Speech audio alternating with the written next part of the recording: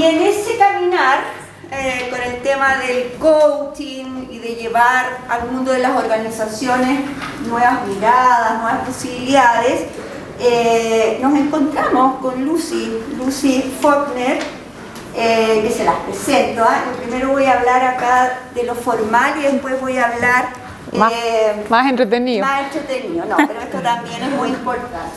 Lucy es coach, ejecutiva, es consultora, hoy día está viviendo en Australia, ella es psicóloga de la Universidad Católica de Chile, estudiamos en la misma casa de estudio, pero claramente en generaciones muy distintas. Coach ontológico de Newfield Network del año 2015. Lucy también es la gerenta general de Think Profile y lidera la comunidad de coaches a nivel global que usan esta hermosa herramienta que se llama Think Profile. Que varios de nosotros, miembros de nuestro equipo de coaches del programa que tenemos acá, lo conocemos, nos hemos aplicado, etc.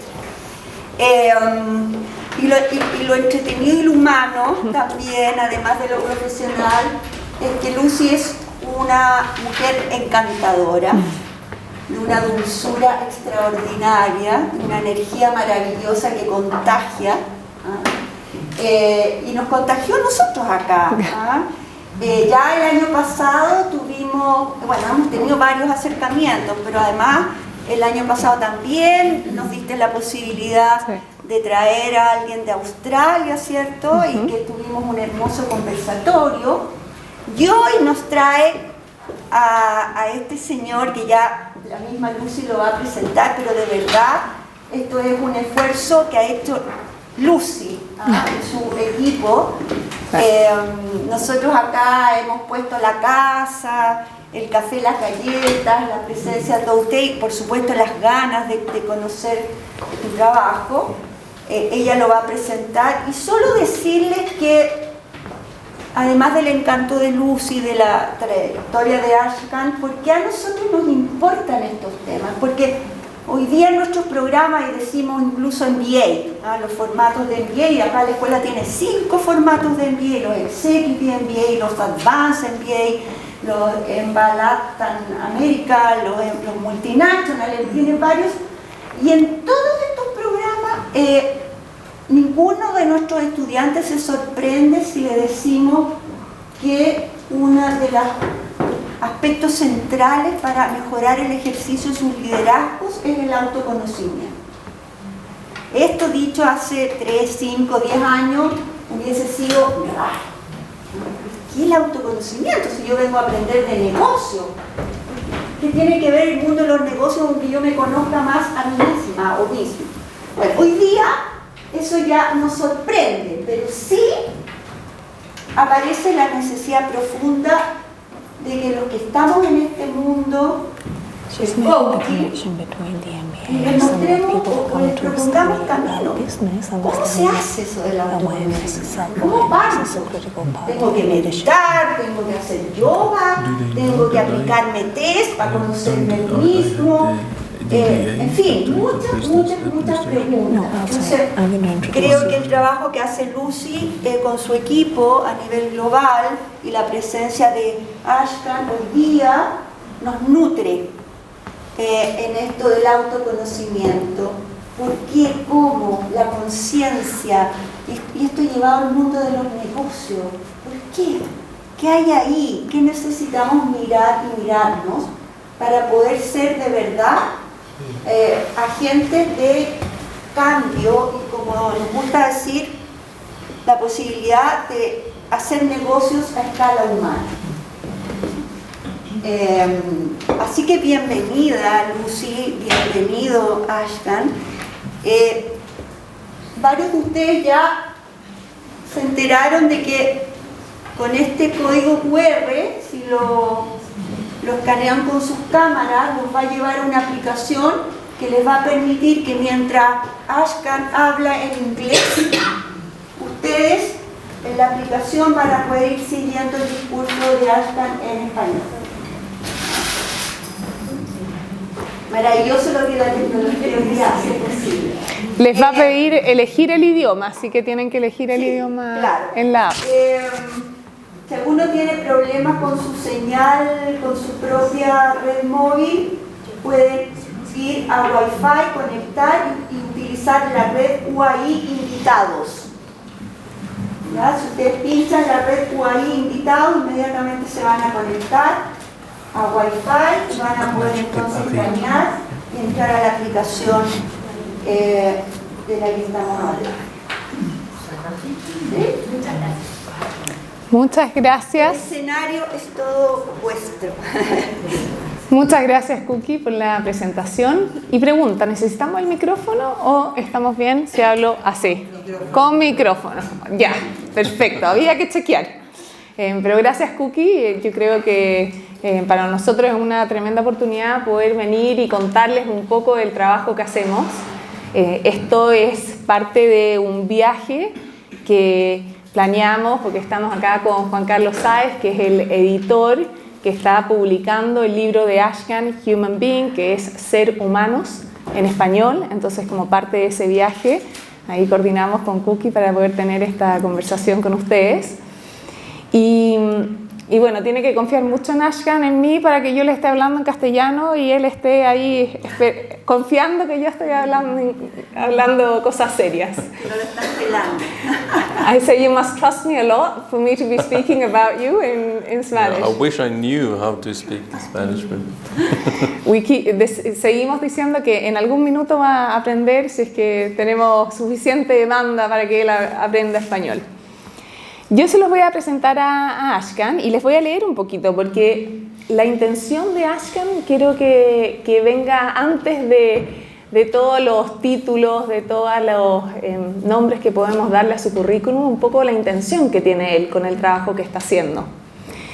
Entonces, Ashkan defiende que el antídoto contra la desintegración social y los desafíos de la humanidad reside en la integridad de los individuos. ¿Cómo elegimos cada uno de nosotros ser? A través de la colaboraciones estratégicas entre la mezcla entre la ciencia, la tecnología y la filosofía, él profundiza en los fragmentos fundamentales de la realidad, articula complejidades y ayuda a otros a dominar el arte de hacer sentido y transformarnos.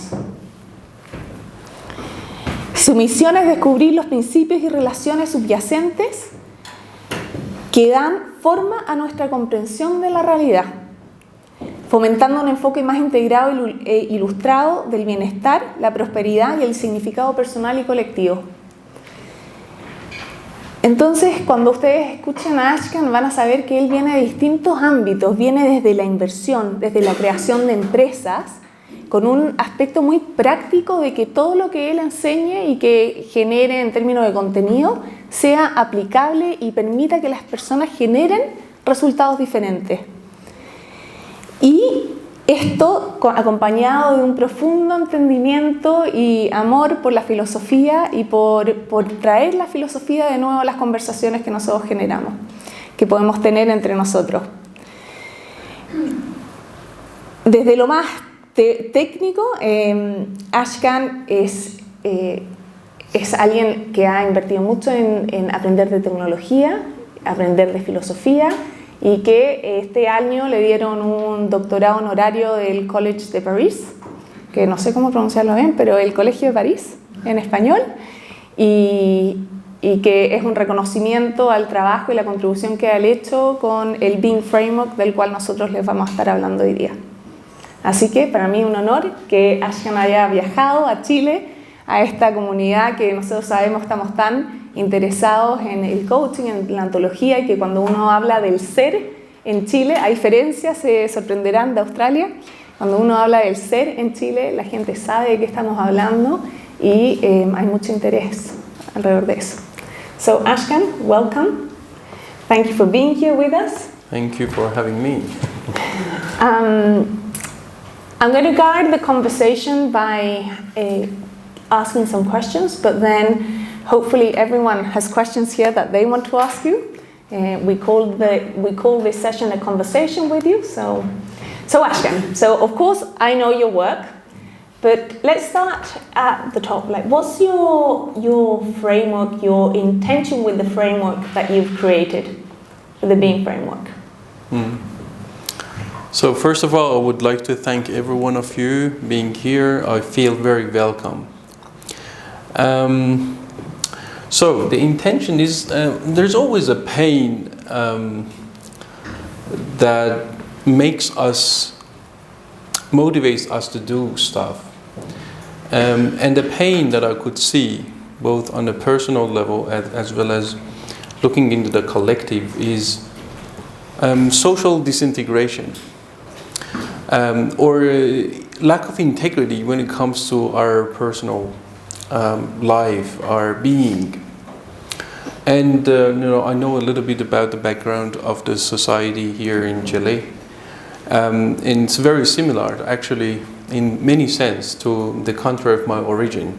I'm Australian citizen, as you know, but I was born in Iran. So we constantly see these pseudo-dialogues, polarizing dialogues, actually, that it divides the society, divide the whole humanity. And that's a massive concern. And I see that sometimes intellectuals, and I hope I'm not one of them, we can actually fuel into these divisions and these dissociations and disintegrations. So so that's the really big pain that I could see, the darkness within us human beings. And from a personal experience, if I want to talk, was when I was a teenager. Through certain experiences, I've found, I've encountered my shadow, my troubled sides, and it was so terrifying. And I've committed right there and then that I'm going to avoid any pathway that it can lead me towards becoming that malevolent force that I could become. And then it's in all of us, and that's basically why we talk about vulnerability, let's say.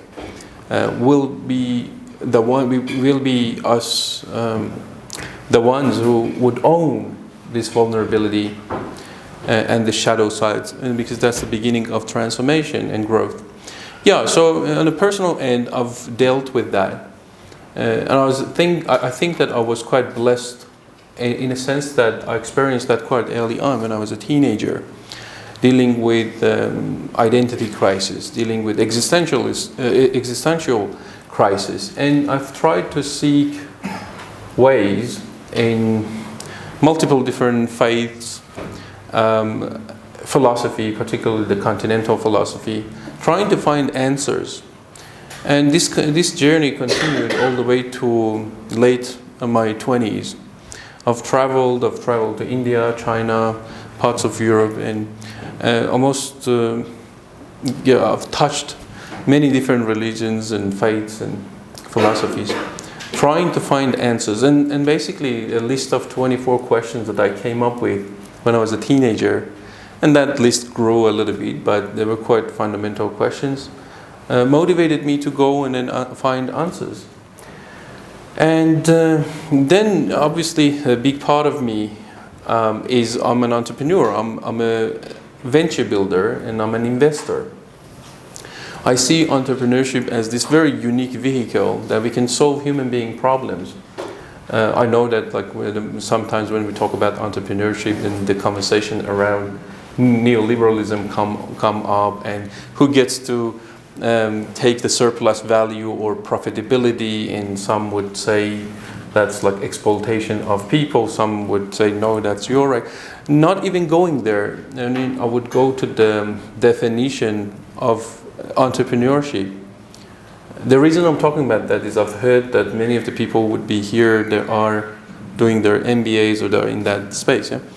So the term, the word entrepreneur was coined by a French economist, Jean-Baptiste Say.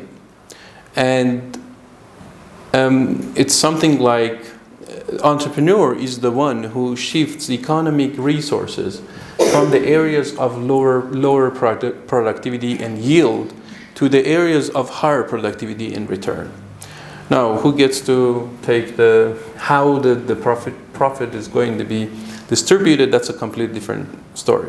So yeah, I see entrepreneurship particularly as something that is uniquely, as a vehicle that is uniquely positioned to solve human being problems. And at the end of the day, I strongly believe that solving human beings' problems lays upon the integrity of individuals. So I have some background in system design. Actually, I did my master's degree in that, information system management. And beyond the degree, I was quite interested in building systems. But then in implementing ERPs or in integrated systems, we could easily see that you come up with the most brilliant systems, let's say, but then in terms of implementation and those systems being followed, then we had lots of human-related problems. Similarly, when I founded Genesis Ventures, which is basically the arm of our business that we invest in businesses, we support entrepreneurs in multiple different ways, support them with technology, services, we support them with coaching, business coaching mainly, investment, monetary capital, and all that. There's always something way more important, we couldn't articulate it at the time, beneath the surface. And then because of that, I started paying more attention to this thing that, why is it that we cannot find these teams and individuals that we can comfortably invest in? We had intakes from many different countries, like at the time over 38 different countries. And we couldn't find these teams that we could invest in them. And there was something always there. And it was not necessarily about their business idea, business concept, or if it's going to turn to be profitable or not. It was about the people. So therefore, I started looking into psychometric tools and different schools in psychology, trying to read people better. Because really, like, we wanted to put thousands of dollars or sometimes millions of dollars into these companies, or encourage investors to put money into these businesses. And it's a very high risk activity. So while there were some merits in some of the schools of thought or psychometric tools or frameworks, I couldn't find something that is judgment free, values free in a way, and focuses on how these individuals relate to and act upon their perceptions of the way that they relate to these different qualities that matter. Now, these qualities could have been considered common sense, but we could clearly see that they were not that common. For example, authenticity or responsibility, how a person would relate to autonomy in life, and commitment, like how you make promises. So I know that this is quite intellectual, this sounds quite intellectual, but at the end of the day, all of us, we deal with making promises, breaking promises to ourselves, to others, and then we deal with shame, we deal with dissatisfactions, we ruin relationships, we get divorces, and we miss opportunities due to our relationship with commitment. And obviously in that context, it was extremely important. You're going to tip money, monetary capital, you're going to put your time supporting these different businesses at a very fragile moment. Like, there are statistics around, like startups, for example, majority of them fail in the first year or two. So therefore, we needed something beyond categorizing people in different personality types, beyond measuring surface level behaviors, because behaviors are the things that we can pretend. We're quite smart as human beings, we can pretend, so therefore that was the time that there was a particular time. Actually, I have it in the preface of the Being book, the original book, there was this moment that I was being bombarded with all this tremendous amount of dysfunction, lies, inauthenticities, betrayal, both in our organization, with key people that we have, government bodies, partners, suppliers, banking system, insurance. I mean, then the list goes on. Yeah, the media, the way that they cover things, and that basically was the time that the urge was ignited. I needed to do something about this, even if I can move it a little bit. So while I was way more philosophically driven, I was keep working on my philosophical body of work, and still I'm keep working on them. Like recently, a few days ago, we launched my new book, Meta Content, which is a kind of a prequel to the Being Discourse, and there's more coming. But I said, you know what? Like, let me actually work on something that is tangible and concrete, and something that is more practical. Let's just start there. And the people that are interested, then they may go and then dig it more, and they access the actual intellectual substrate, or the meta content, the philosophy that these constructs, ideas, methodologies, methods, and procedures, tools that we have created are built on top of. So, so that was basically, I give it quite a bit of time, but I think that it's going to create a context so that you can relate to this body of work slightly better. Yeah, so that was how it all got started, and then I started looking into highest achievers amongst us human beings, and over 300 people were studied, and these people are mostly from entrepreneurs and business people like Elon Musk and Jeff Bezos, all the way to people like Gabriel Garcia Marquez, people like Nelson Mandela. Yeah. So now, let me create this, because people have different reactions to these people that I may name. The thing is, I was not looking into these people from a benevolence perspective. It's not like, do I think that their intentions are good or bad? Like, I remove that. Yeah? Even if you want to say that these people may be evil, or you don't agree with their ideas or what they're doing with their effectiveness and integrity, they're effective. So my encouragement would be, then you be effective in doing good things that you think that's going to contribute to the humanity. So I've studied them. I've tried to understand the patterns, what sort of qualities are quite primal and common amongst them. And also I've looked into some cross-cultural studies that are all referenced in the book, the Being book, and it's on our website. Yeah, and I've basically created the ontological model so that then we can holistically look into a human being, first ourselves, and also we gain the ability to see through and make sense of human beings around us. And that's basically how the whole thing started. Yeah. Thank you, Ashkan. Thank you.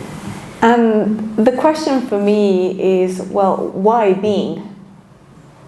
Why would you create all this framework around the conversation of being? The conversation of being, or the word being? The word being, and then the work that we do around it. Yeah. So there are existing quite dominant meta content. That's my term. Like, that's a term that I've so basically, meta content in this intellectual substrate, layered substrate, that we make sense of things through that.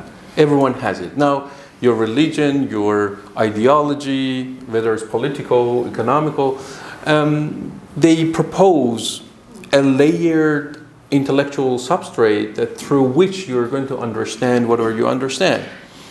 Your narratives, the stories, your interpretations of things, of events particularly, your conceptions, your cognitive map, your mental models, how you do stuff. So Yeah, there is this dominant meta content that they rule.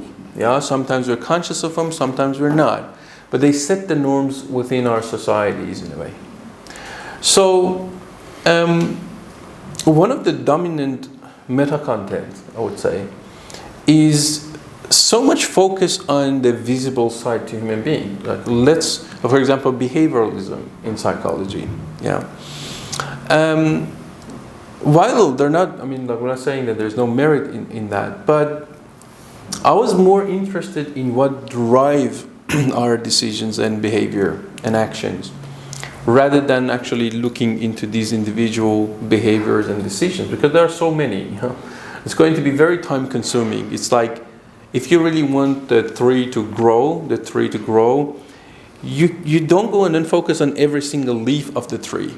You don't water every single leaf of the tree. You go and then fix the substrate underneath that, the platform, and then you support the roots. So you start from roots up. And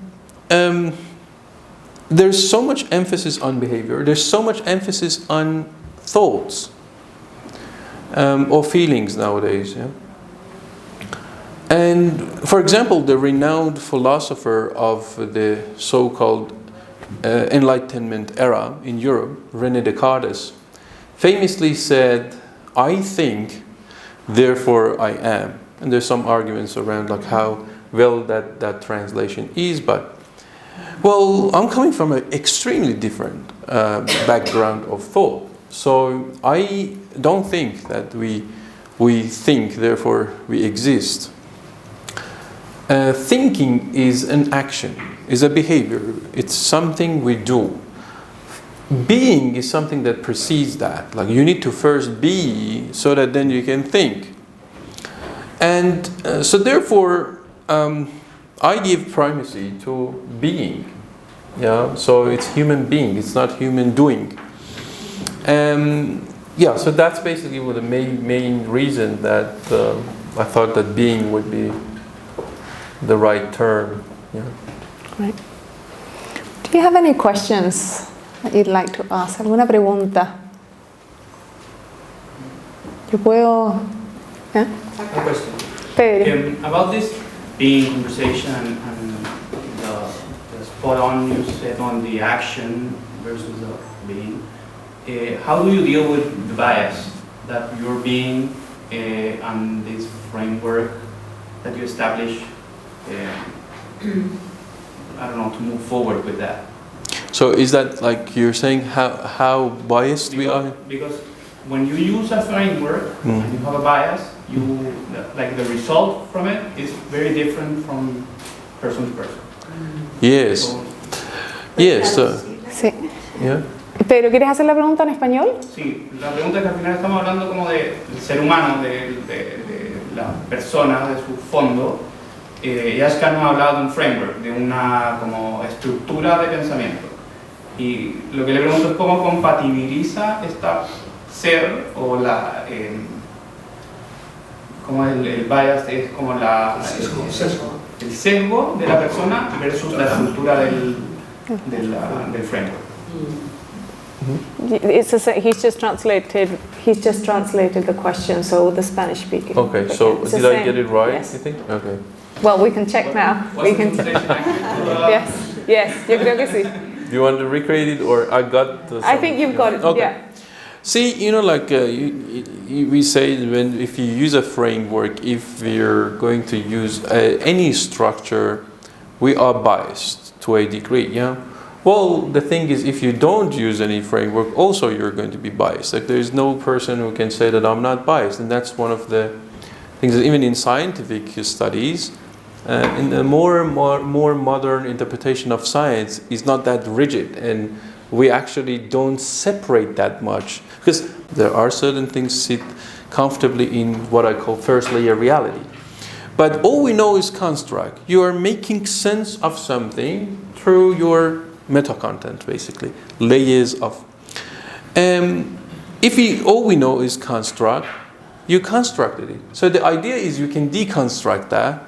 You can put it into smaller chunks and you can look into it and identify the misconstructed or the parts that are not well constructed. And through that, then you have the opportunity to reconstruct what was there. You can refine your perception, you can refine your conceptions, narratives, interpretations of events, heal your traumas.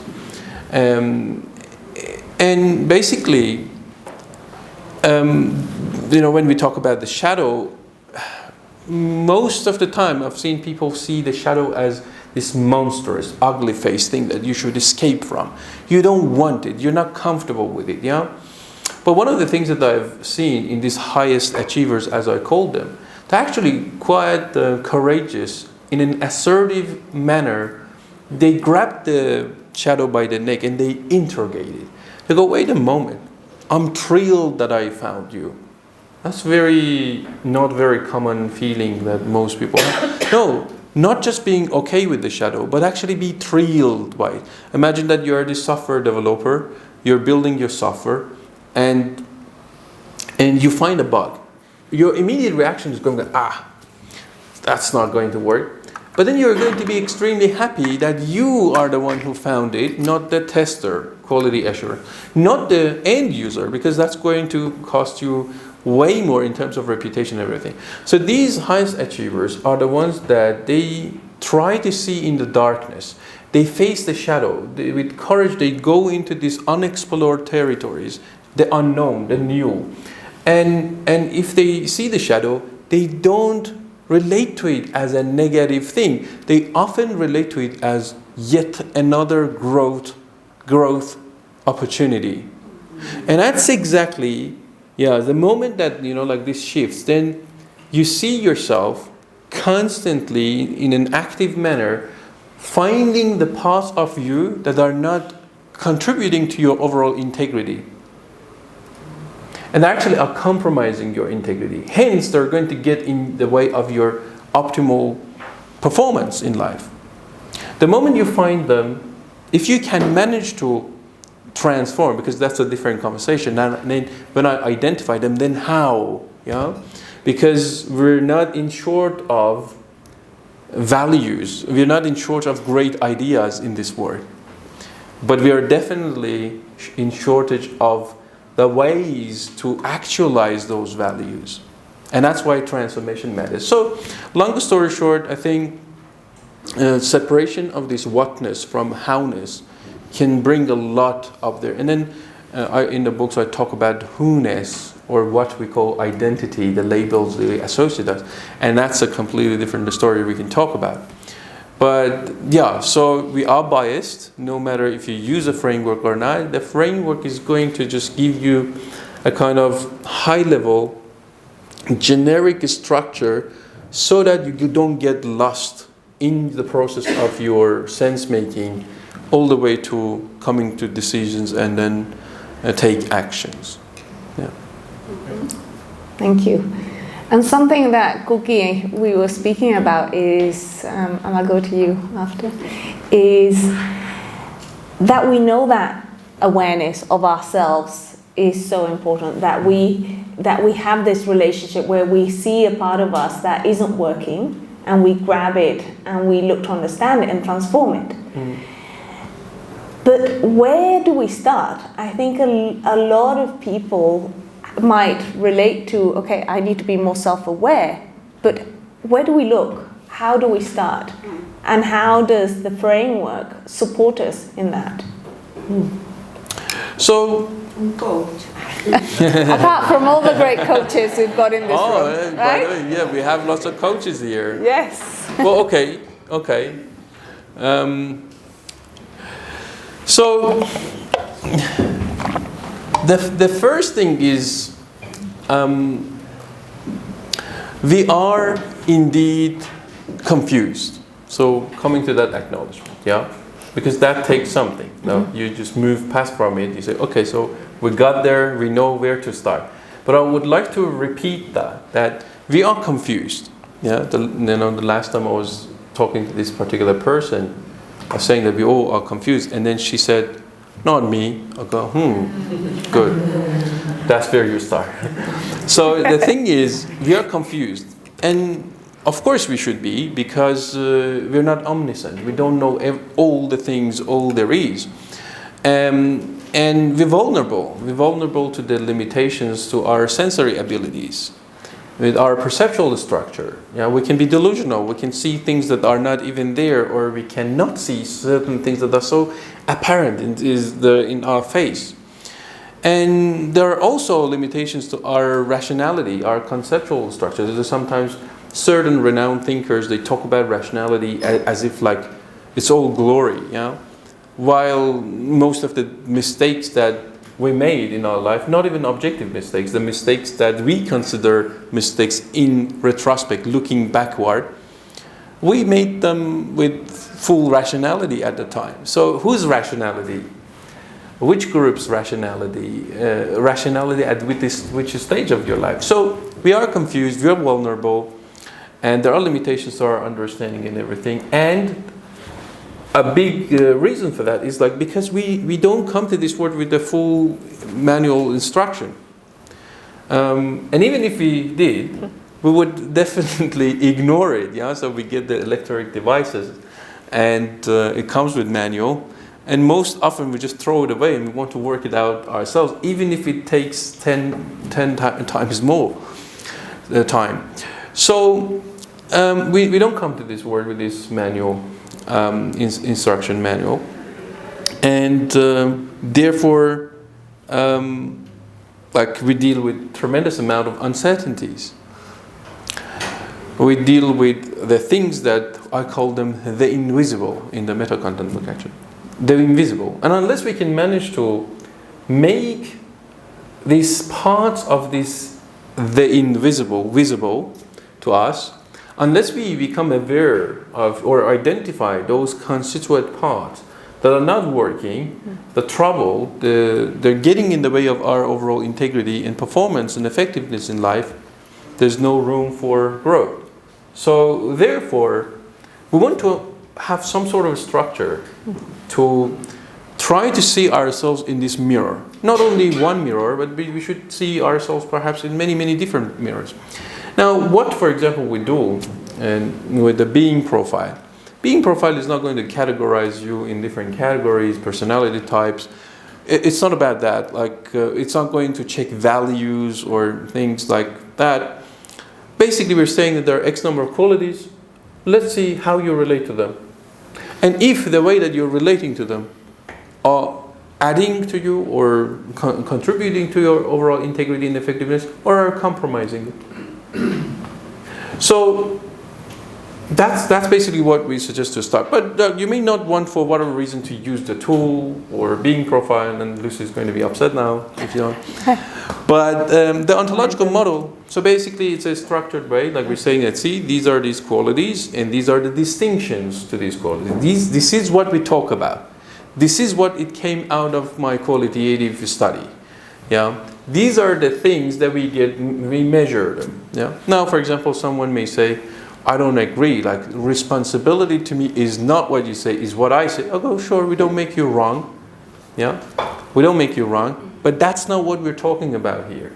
That's not what we're measuring here. So this is the quality, forget about the name of it. This is the quality that it turned out to be extremely important. Now, so you can look into the ontological model and start evaluating yourself. But then you're going to be very error prone. You're going to make mistakes. You may be biased. You may be very subjective. And that's exactly where, and I mean, the coaches should love this conversation, I think. That's exactly why, while I think that many people are smart enough to take care of themselves, but it may take them 13 years. Yeah, so, and that's exactly why, like we created the being profile. First, it was not even supposed to be commercialized, but we wanted to use it ourselves. And then we see that lots of people are benefiting from that. And we go, why not to commercialize it? And then let people benefit from that. And then we went through rounds of refinements and everything. Because it saves your time. Like so many of you, if like your coaches, how many conversations you need to have with a person so that you can work out where they're at with how they relate to possibilities in life, with freedom in life, with responsibility or commitment. So you need to go through all these questions. And still, like being profile is 200. We have 244 questions. It's quite lengthy in comparison with some existing tools. But my guess is like you at least need to ask 10 times more questions to work it out yourself. Yeah. So that's basically where we would say you start, like looking in the ontological model that is provided in the Being framework, or tapping into the Being profile as the core tool. Yeah. Thank you. María Gloria, and then Stan. Is this for me? Yes, that's for you. Sí, yo quería preguntar a Ashkan, ok, está el proceso de identificar, ¿y qué pasa después de identificar? ¿Qué propones tú para ese tránsito hacia la transformación? Pero Dame un segundo y lo voy traduciendo en parte.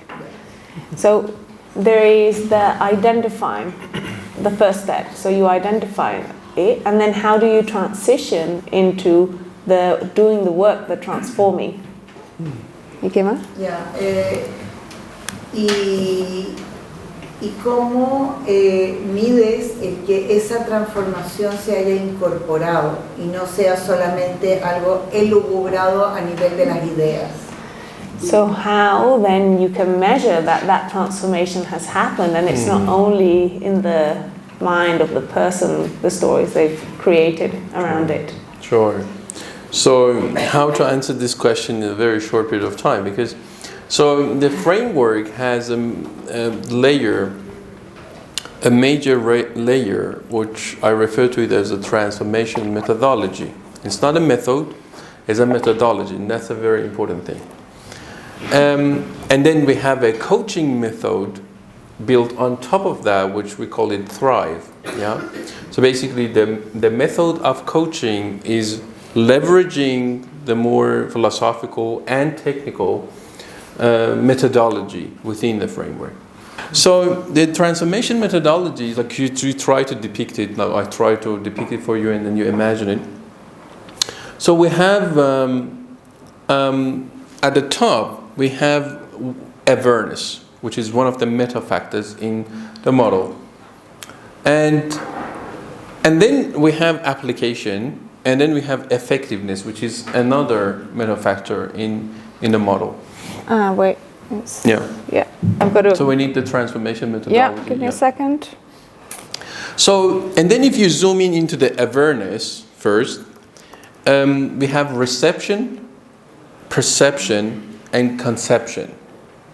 Lucy, we need you to, I think, translate this. So reception is when you receive this initial insight, like when something pokes you, there is this aha moment that you as coaches, you cause that through intentional questions that you ask. Yeah. But sometimes it's a simple conversation you have over a casual lunch with your friend, some verse on this book, poetry that you, something on the billboard, or sometimes it's just like intuitive. It's come from your intuition, and you don't know it from an unknown source. So once this reception occurs, or you are receptive, then you are very likely to be willing to receive knowledge. So you are being informed at the time of reception, information. Yeah, you're being informed. That's the result. In the second part at the top, perception is knowledge transfer. What you just mentioned. Yeah. So you may receive this new piece of knowledge. You may even like it. You may adopt it, but it doesn't show itself in your behavior. Yeah. For example, if I say, we're getting a little bit technical, but I mean, that kind of question requires a little bit of technical answer. So, yeah, so for example, if we say that the sun rises due to the east, that's a statement. It's a factual statement. And then you go, okay, oh, I didn't know that, now I know. And then you go, so what? So that's basically perception. You have a perception of something. Yeah. But then conception is when you internalize that and you make it relatable to the context of your life.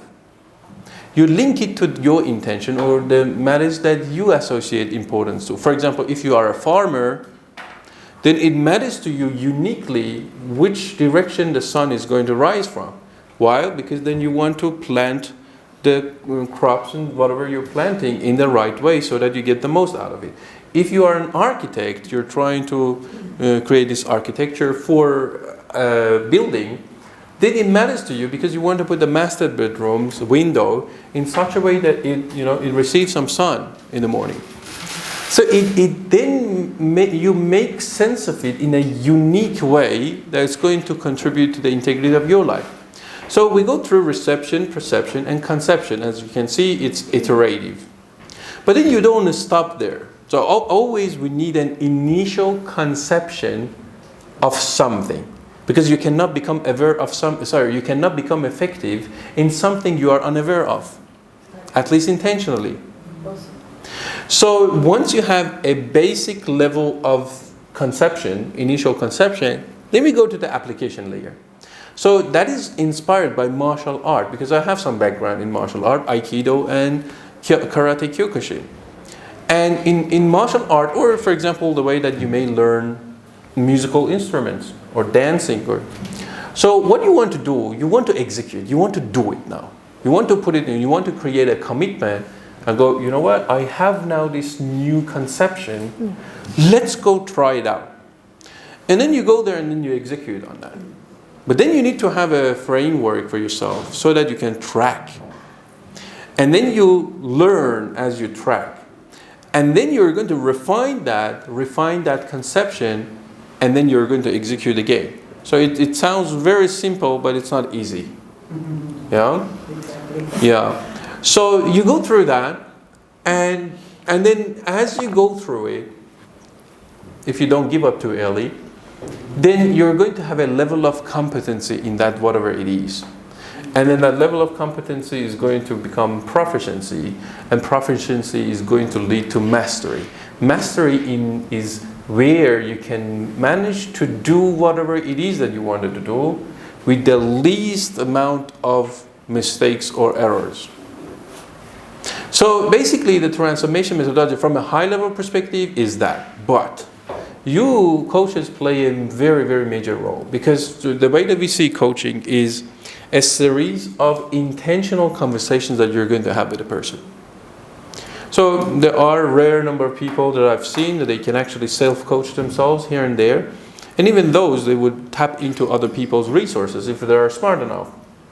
What would you leave yourself to on your own devices while you can collaborate and you can work with others? But anyway, so if we put that exception aside, the role of a coach, the way that we see it, is to walk through this person through all of these intentional consciousness, having a very well-defined intention in place. So we see it as a project. It's not like, okay, so let's go have these conversations. No.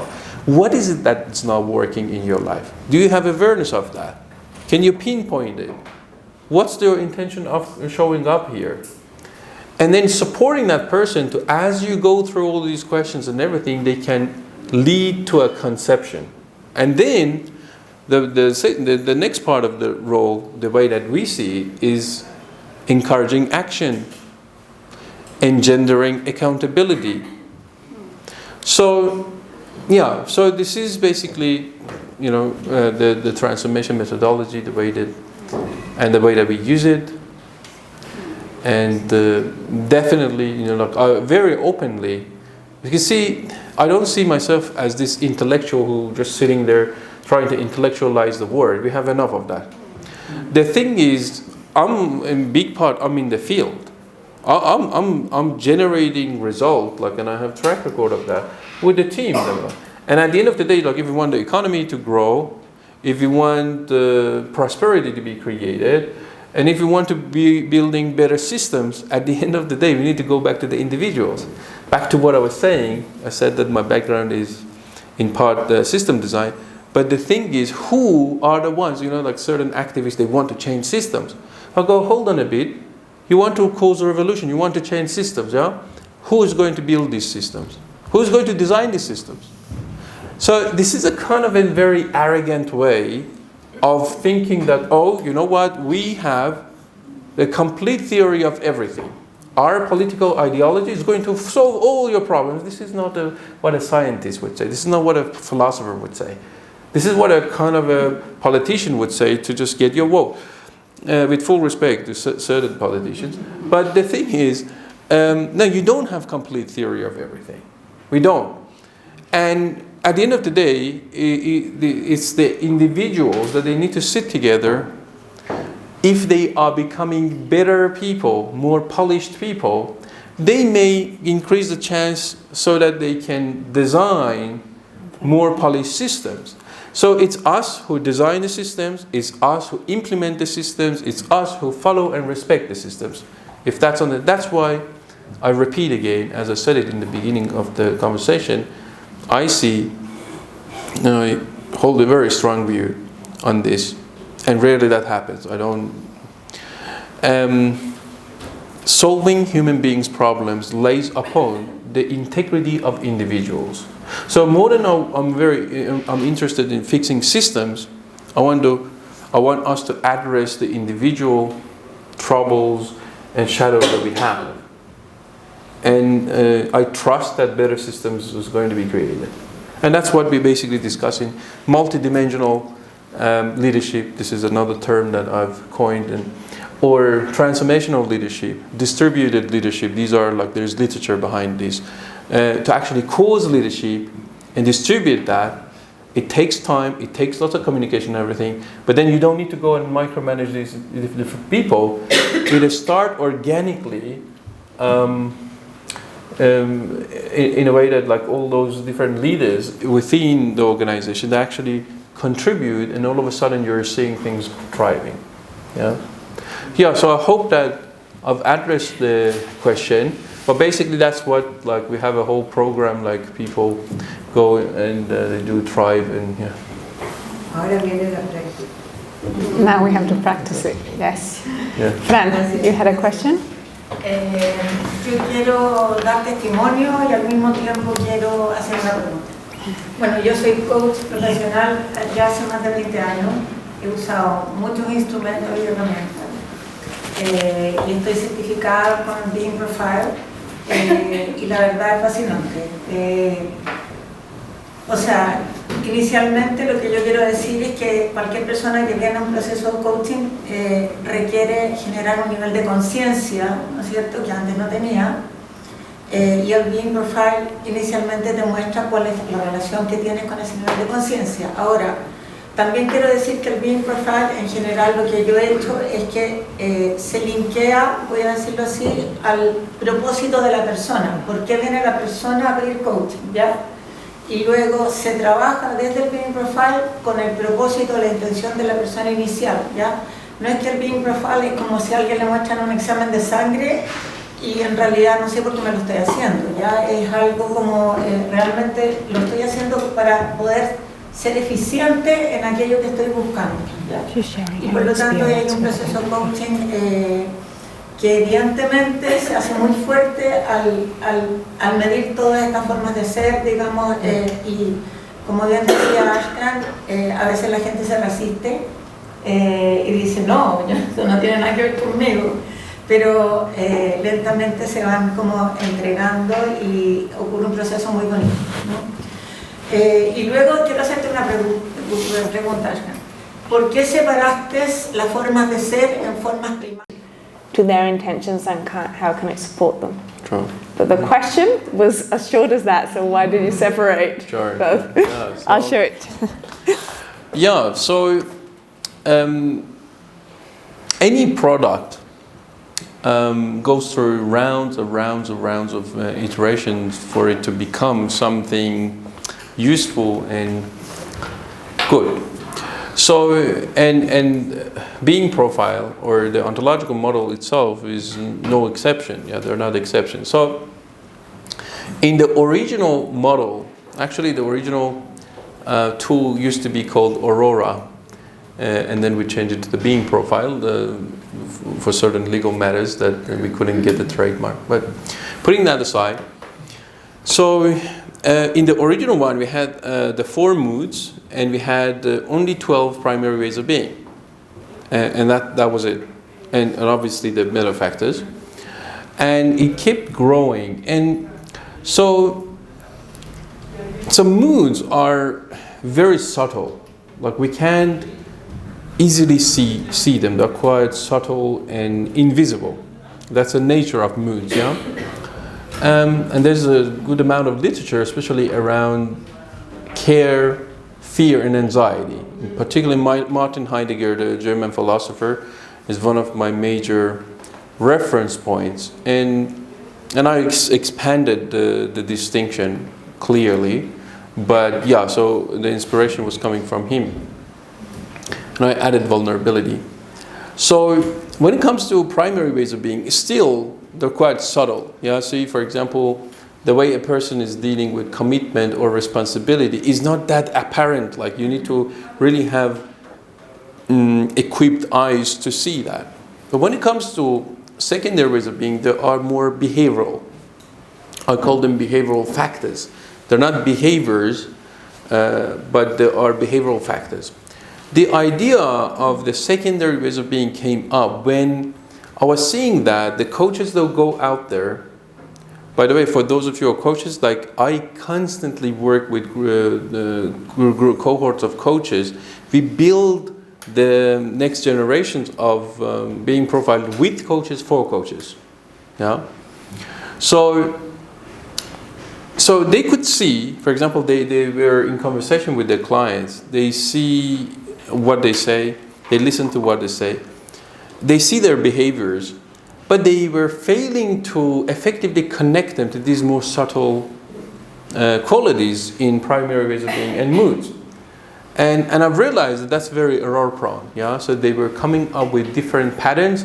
They would go, okay, so I'm seeing this behavior, but that should be related to responsibility, freedom, and anxiety. Let's say they would travel through the model, but then I've realized that there are lots of misunderstanding. So that was the time that I realized that we need to create an intermediary or a kind of connecting, a bridge, a kind of a layer that we can bridge these more subtle, deeper qualities, more primal qualities to behavioral factors.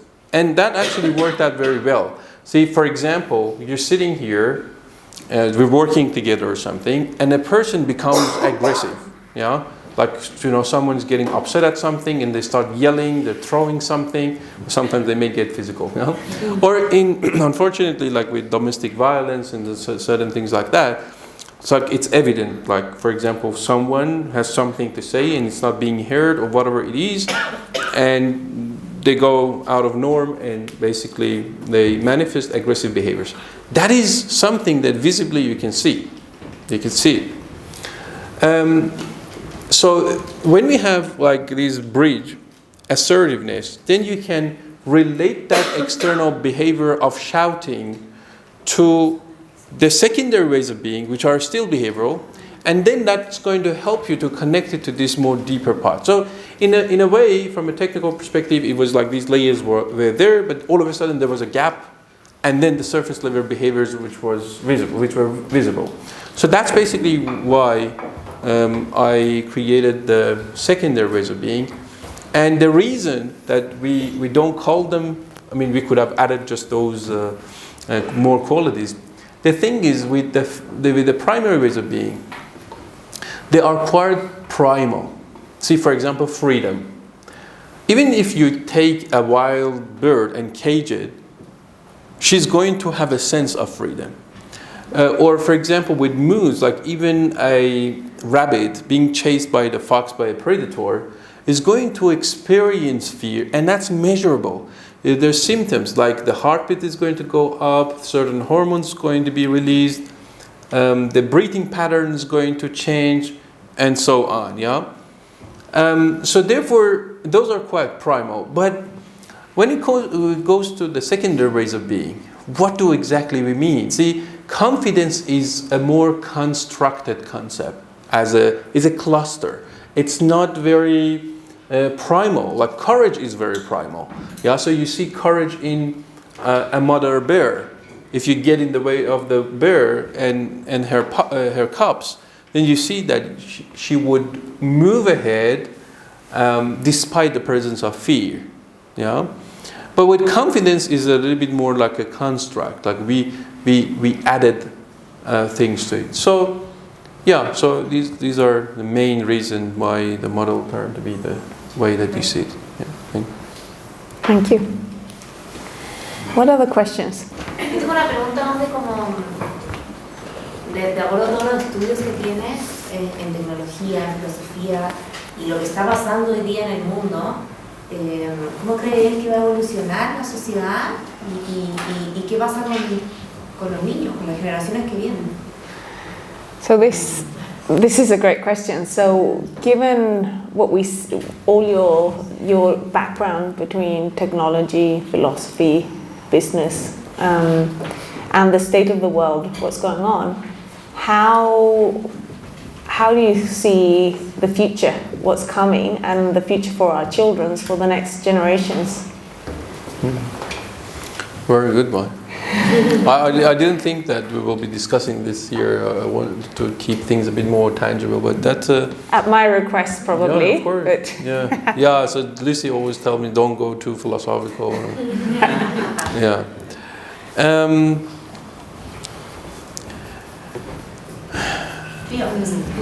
Just be honest.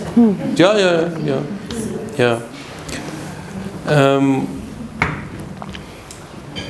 It's very dependent on how we end up addressing our integrity. See, we are getting to this era that so we have created lots of constructs and institutions on top of the existing dominant meta content or substrate through which we make sense of things. And to make it a bit more tangible is like we've created things like construct like human rights. And we talk about it as if like we're talking about it exists as like oxygen exists. It's not like that.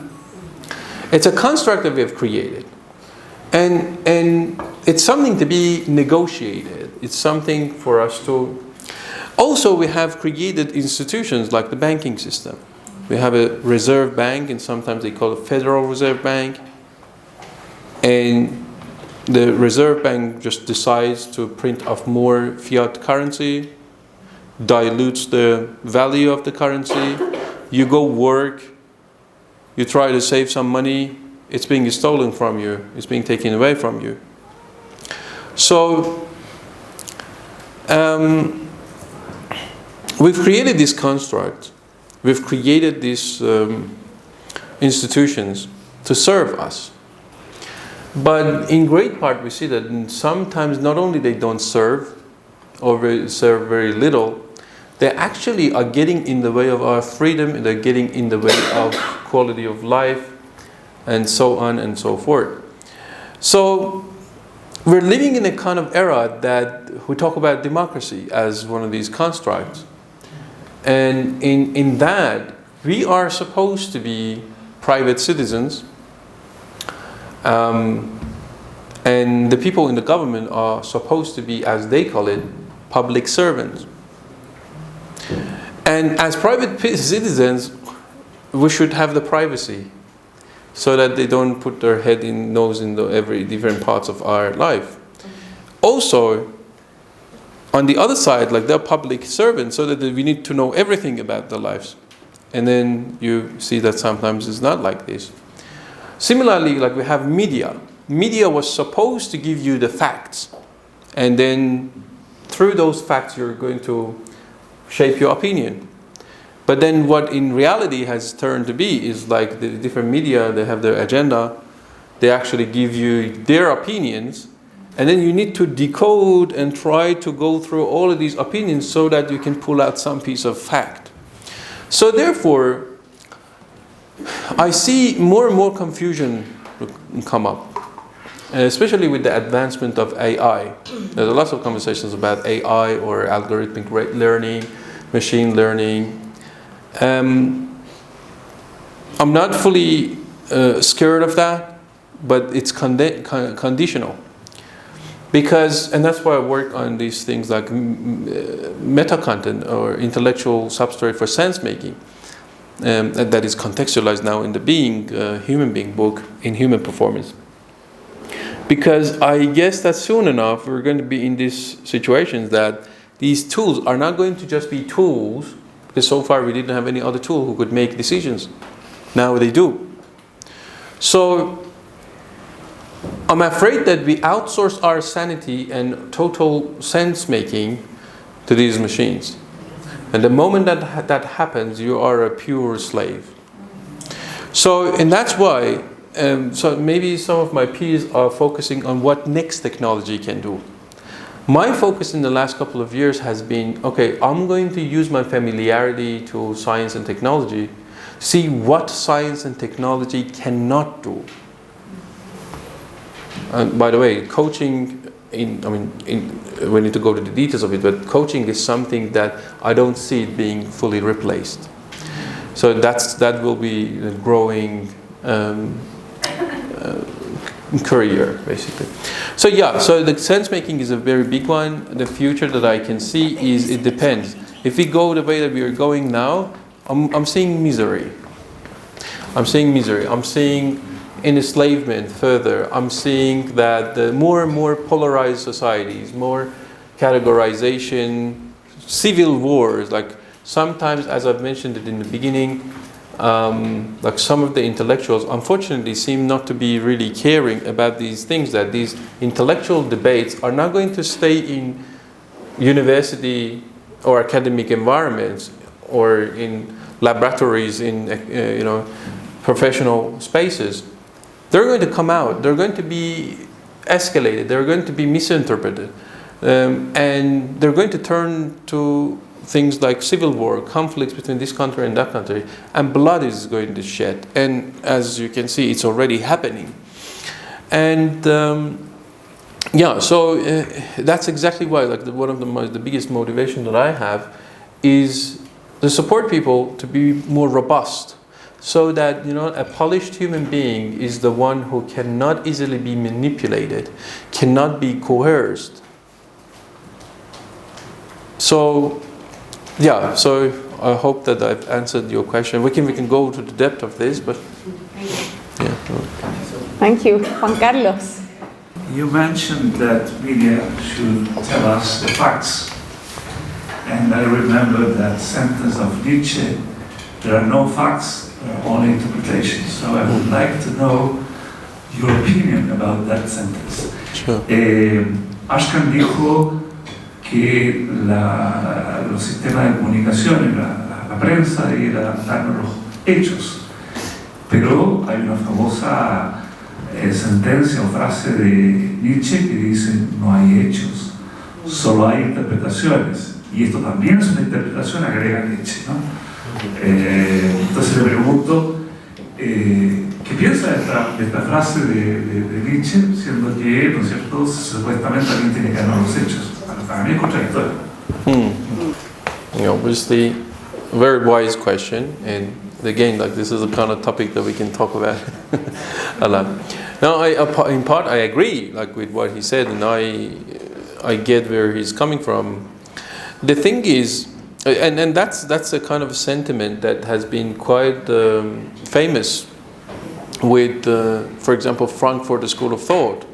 Yeah, people like Erich Fromm, Herbert Marcuse, and people like that, Adorno, also existentialist philosophers, all the way to particularly postmodern philosophers like Michel Foucault.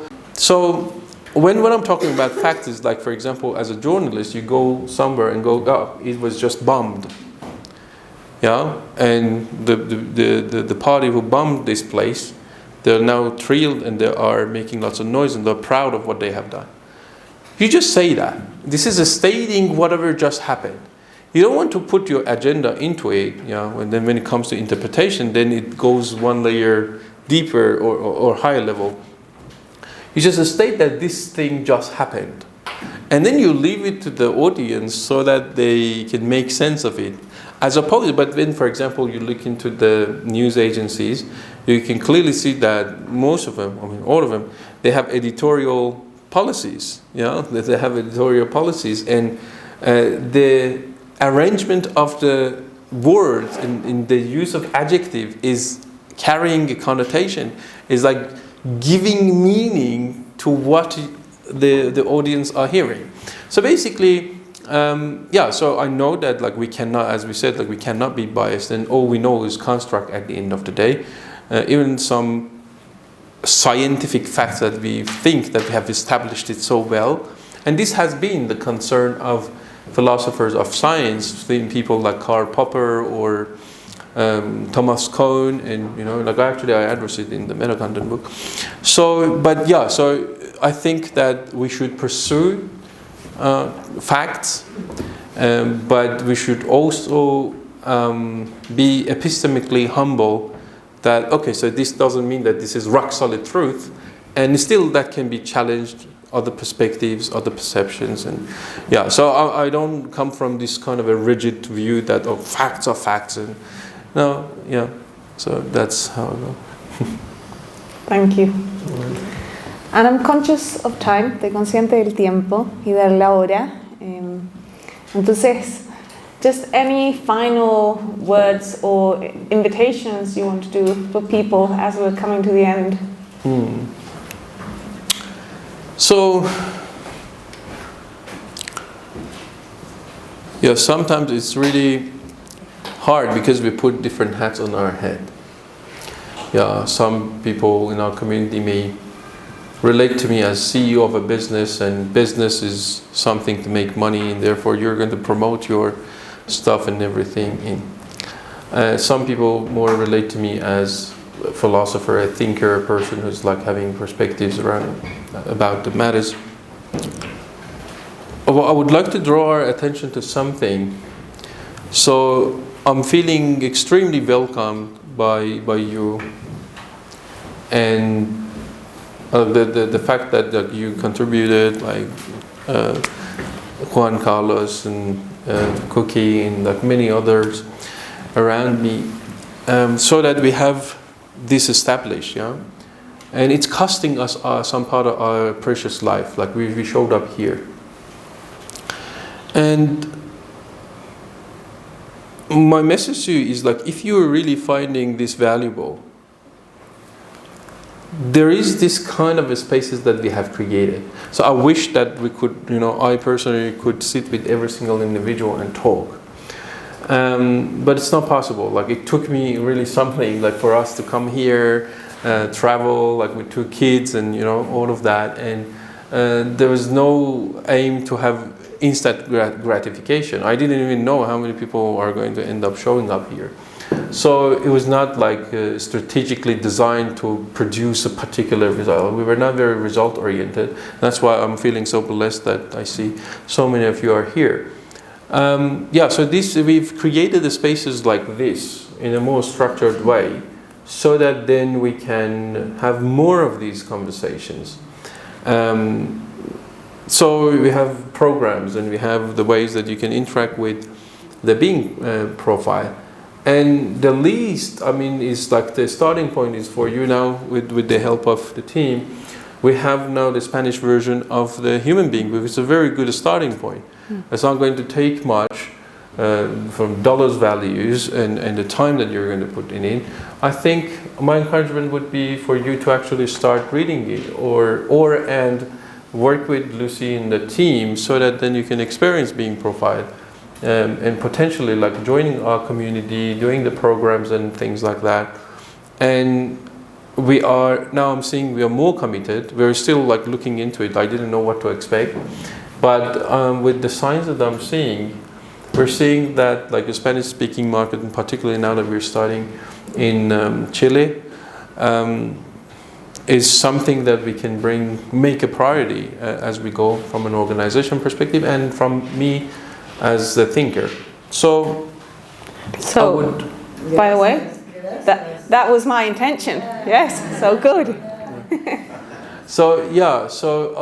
And there's this opportunity that I would like to bring your attention to is you can become, especially you coaches, you can become part of the initial cohorts as it's being built here, like we have existing people that are working with us in the part of the community that are accredited, and they are continuing working with us.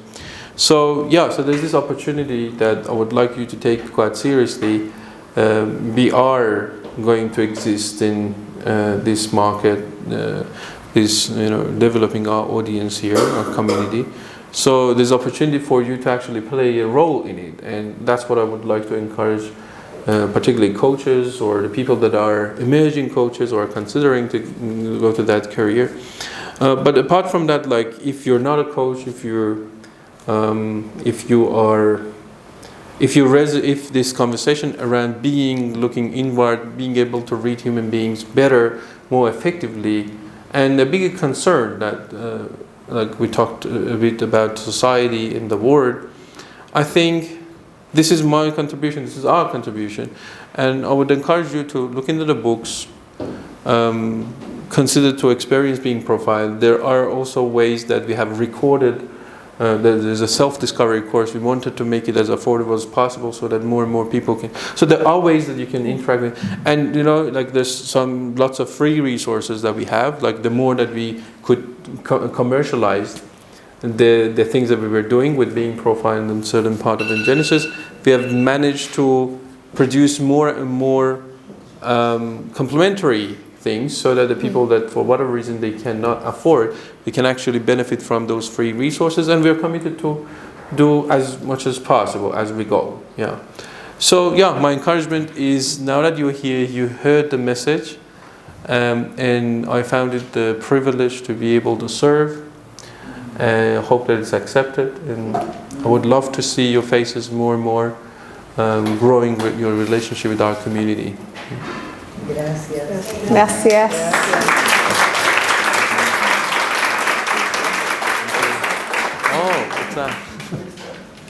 Un pequeño presente en nombre de la Escuela de Negocios para que nos recuerdes siempre y vuelvas a Chile a lo menos una vez al año. Bien, y así yo vengo a ver a mi familia y lo hacemos un viaje de negocios. Thank you very much. Bueno. Aprovechamos. Thank you very much. Should I open it? Sí, eso. Dile que viene envuelto para que lo lleve de viaje, porque tiene un vidrio. It's got a bit of glass, so it's wrapped up, but you can, Es para que nos recuerde siempre. Agradecerles a todos por estar acá, agradecer a tanta gente que está ahí en el trasfondo. Está Roberto, está Juan Carlos, está Daniel, hay tanta gente, María Gloria, y seguro que me falta nombrar a algunos que han sido parte de esto, y agradecerlos por estar aquí y invitarlos a que conversen conmigo y me contacten si quieren saber un poquito más. ¿Se lo puedes traducir para que se lo lleve? In recognition to your contribution to the study and development of coaching from the business university, the business school of the School of Business of the University Adolfo Ibañez. Thank you very much. Thank you. Appreciate it. Muchas gracias. Gracias.